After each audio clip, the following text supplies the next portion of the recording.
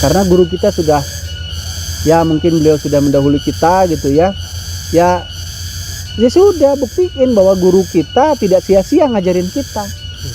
Kan gitu. Kalau kita masih mengharap-harap guru terus, ngarepotkeun pun guru, atuh gernaon sia teh diajar mang tahun-tahun.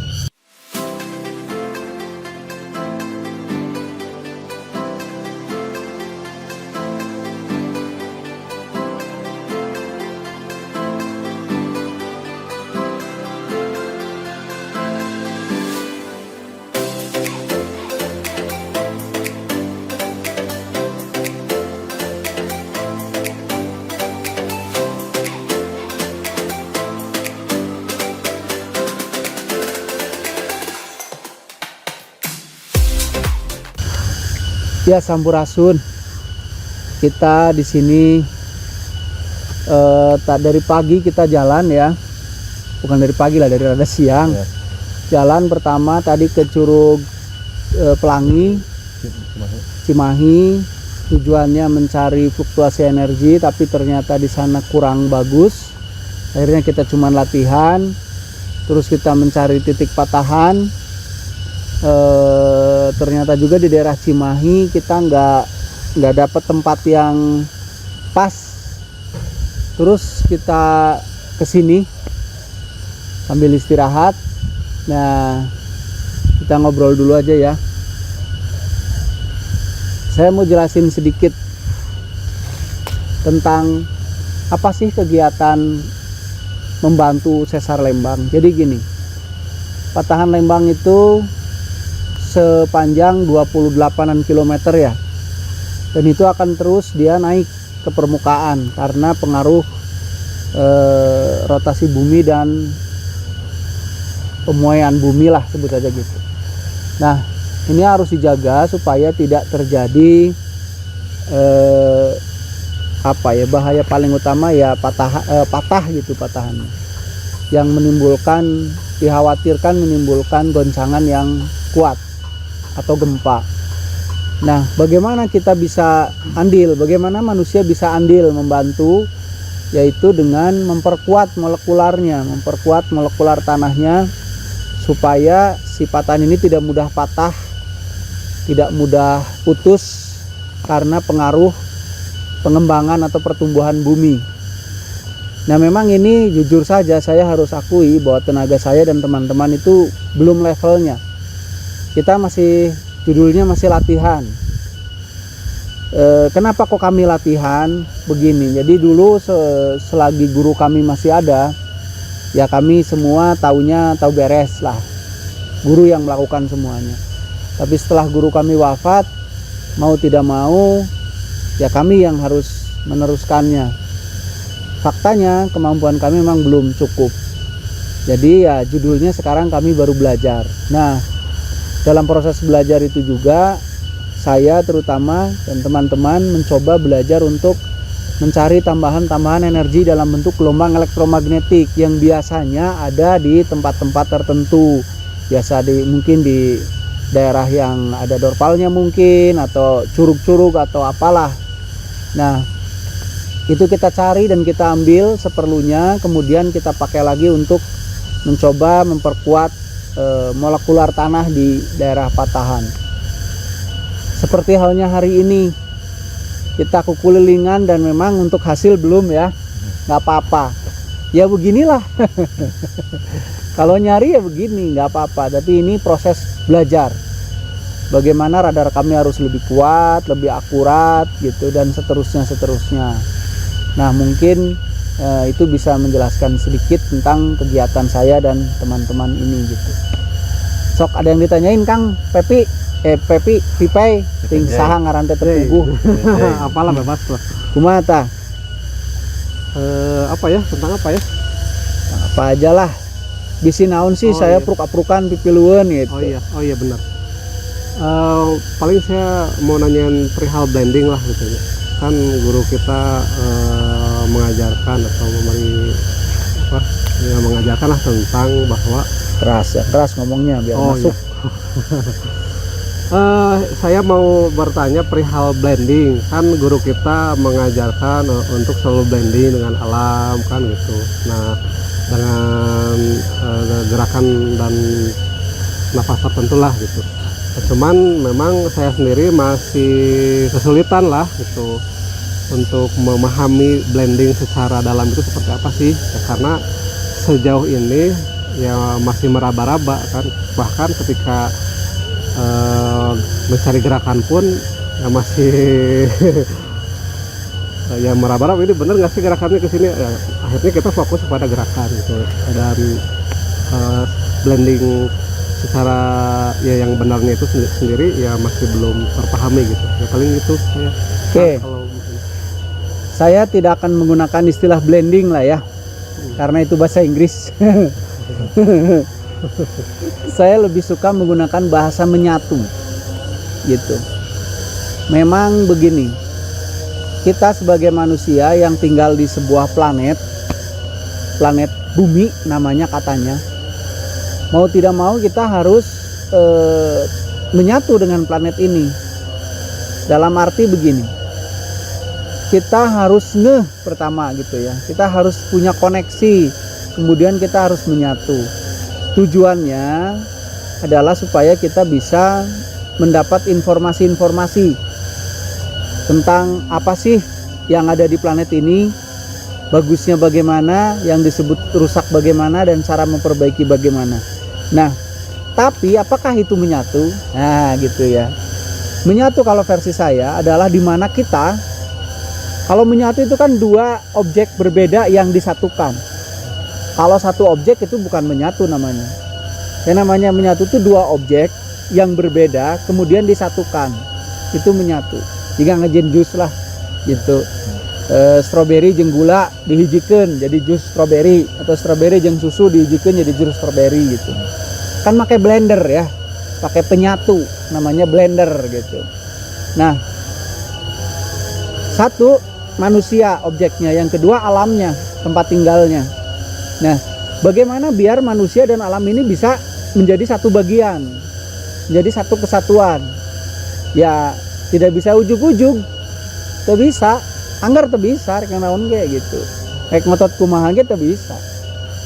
Harus ada tahapan-tahapannya menurut versi saya. Pertama, tahapan pertama adalah kita sebagai salah satu objek yang namanya manusia harus benar-benar memahami dirinya sendiri. Bagaimana sih tubuh ini, bagaimana sih manusia itu, gitu kan ya, yang katanya terdiri dari 3 unsur, ruh, nyawa, dan tubuh ya. Itu bagaimana sih cara kerjanya dan seterusnya. Seperti kita harus memahami kalau kita ingin bikin jus yang manis, kita harus mengerti dong karakter gula dan karakter stroberi misalkan. Biar manis dan asamnya pas itu harus bagaimana, kan harus mengerti karakter dua-duanya. Lamun stroberi loba ting jadi asem ting misalkan, kalau gulana ieu ting jadi kolek misalkan gitu kan. Giung gitu. Jadi harus memahami karakter dua-duanya baru bisa memperhitungkan menyatukannya biar bagus itu bagaimana gitu. Sama, kita harus paham dulu, makanya guru kita selalu mengajarkan move in dulu. Ai move in teh kumaha? Move in itu bukan hanya ngajak ngobrol, hei tubuh, hei sirah, bukan begitu.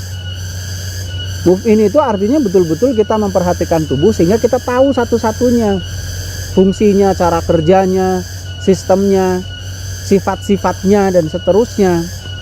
Nggak ada cara lain kecuali kita memang harus sangat intens memperhatikan, mengamati, merasakan, menyadari keberadaan tubuh dan sistemnya dan seterusnya.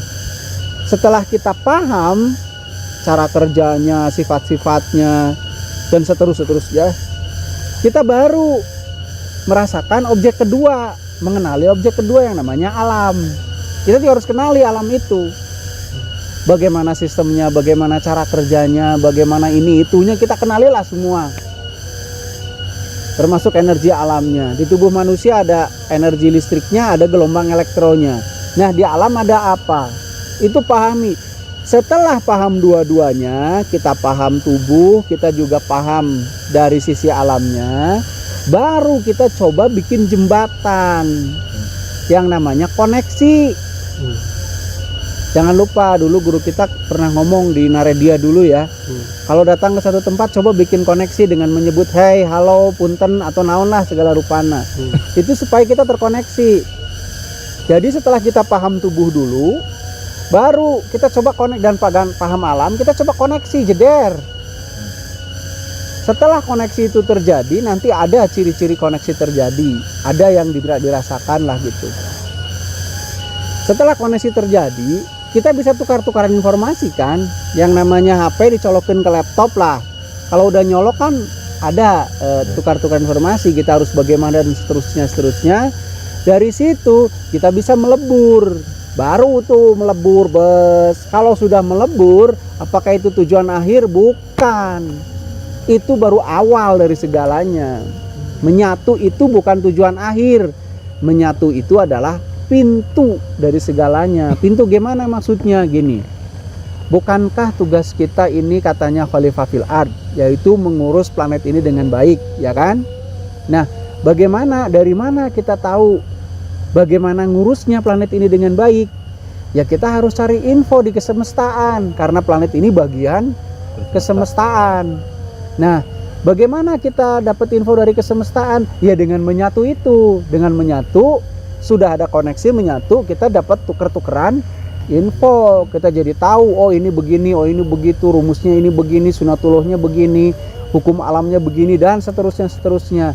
Dan bermodal itu kita bisa jadi tahu, oh berarti bumi kalau begini nggak cocok nih dengan kemestiannya, berarti ini dalam kondisi tidak baik-baik saja, kudu dikumahakeun, harus dibagaimanain supaya bumi kembali ke kondisi sesuai dengan keniscayaannya. Kan seperti itu. Tahu dari mana itu? Dari kesemestaan.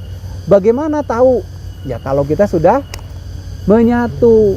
Jadi tujuan menyatu adalah kita mengetahui kondisi planet kita dan harus bagaimana kita memperlakukannya.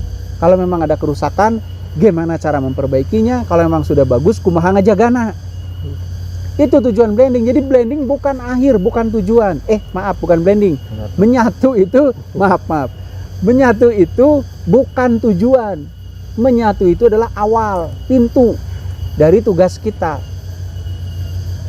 Tapi kalau menurut saya jangan lupa tahapannya, biar nggak rasain. Pahami diri dulu.